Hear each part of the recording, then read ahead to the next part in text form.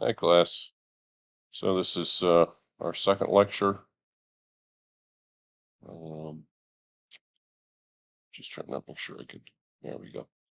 And here's our tell them what you're going to tell them agenda. Going to do a quick review, some of the main points from our first lecture. As promised in the syllabus, I've got some more Lester Wunderman for you. In this case, I've actually taken his autobiography called Being Direct. And the subtitle is Making Advertising Pay.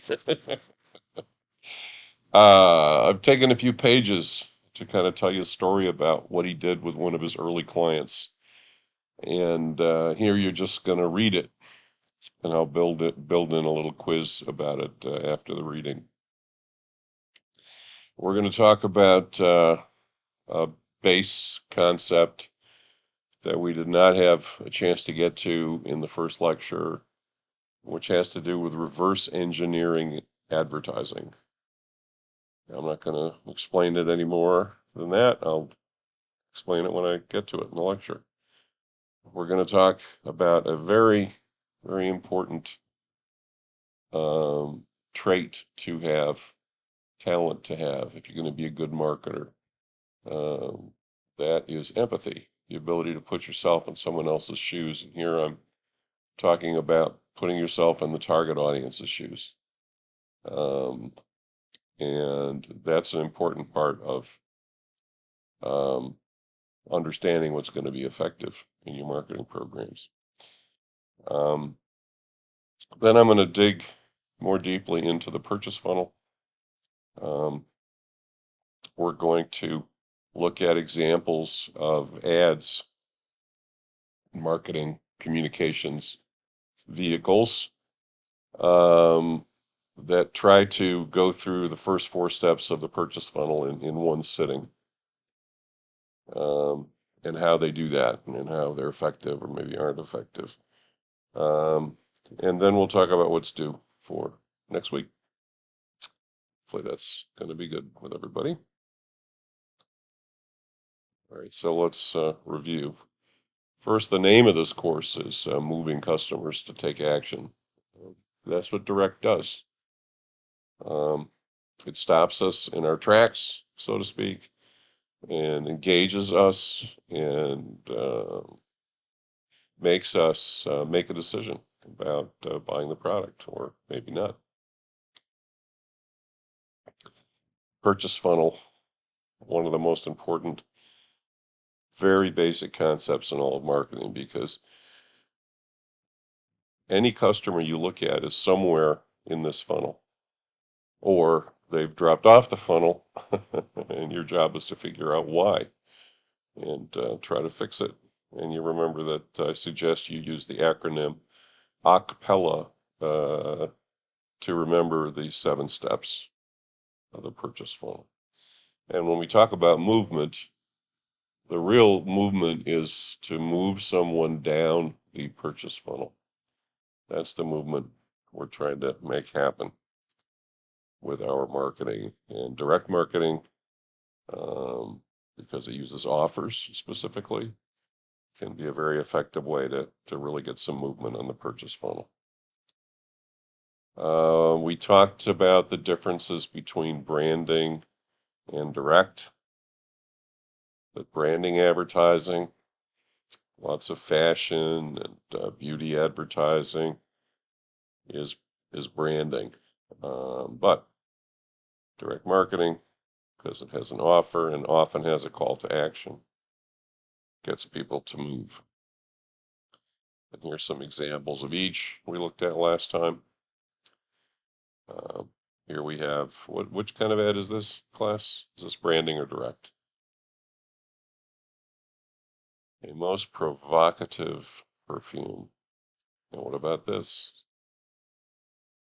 And you remember Lester Wunderman in the videotape you watched when he talks about the Cinderella of direct marketing, also says that lots of folks believe that direct advertising is not as elegant or beautiful as branding advertising. And in many cases, this is true because direct has to, because it's trying to get a decision from you, it has more elements. It has to have an offer. It has to be persuasive. It has to give you reasons to buy. It has to support the benefit. Whereas a branding ad just needs to kind of have some kind of influence on your mind or your heart. This is very important if and when I ask this question in the final exam, and anybody is not able to list the three things that are the key components for any direct marketing effort, I get a I get depressed. Just going to tell you. So please remember these things: offer, database, accountability. 1, 2, 3. And we're gonna in the weeks to come, we're gonna spend a whole week on offers. We'll spend a week on database. We'll spend a week on at least a week, maybe more, on accountability. Okay, I'm just reminding you of Lester. We're going to do a little more Lester now. We watched the video last time, so we don't have to do that again. Um, being direct. See, there's a T on that. It looks like the great PowerPoint design suggestion. Cut off one of the words in the title of the book, being direct. More Lester. Okay, so I'm just going to set this up a bit. I want you to, I'm going to page through these slides now, and you'll just stop the PowerPoint or the video and read each page from Lester Wunderman's autobiography, Being Direct. This you can see is very early as he's really inventing what direct marketing is. I think this is a nice story. It brings it to the fore a lot of concepts that we're going to talk about this term. So you can stop and read this page, and you can stop and read this page.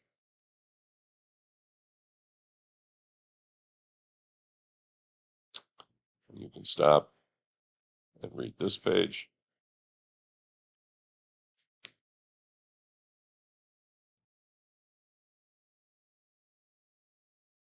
And it talks about segmenting the database. We're going to spend some chunk of time talking about segmenting our customers in the database.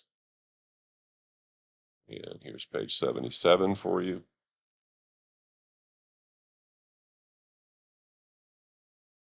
Okay. I think we've got two more pages, 78.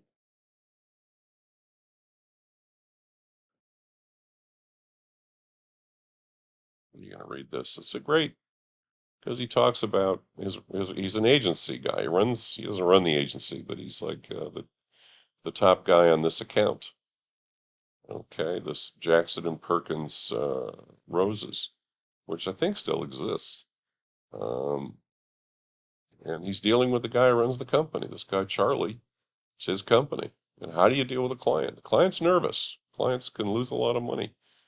Agency, Lester Wunderman is a problem solver, amazing problem solver, which is why he ended up founding what became the world's largest direct response advertising agency. It's still in existence, Wunderman, under the umbrella of WPP. And this is the last page. And if you just go down to the end of this paragraph, in early June, payments began to arrive, and you can see that his offer worked. And now I'm going to stop here, and there'll be some play pause questions about the reading for you to answer, et cetera, and then we'll pick up again.